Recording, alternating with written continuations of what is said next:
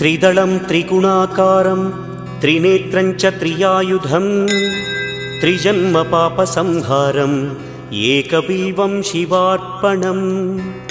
त्रिशाखैः बिल्वपत्रैश्च अच्छिद्रैः कोमलैः शुभैः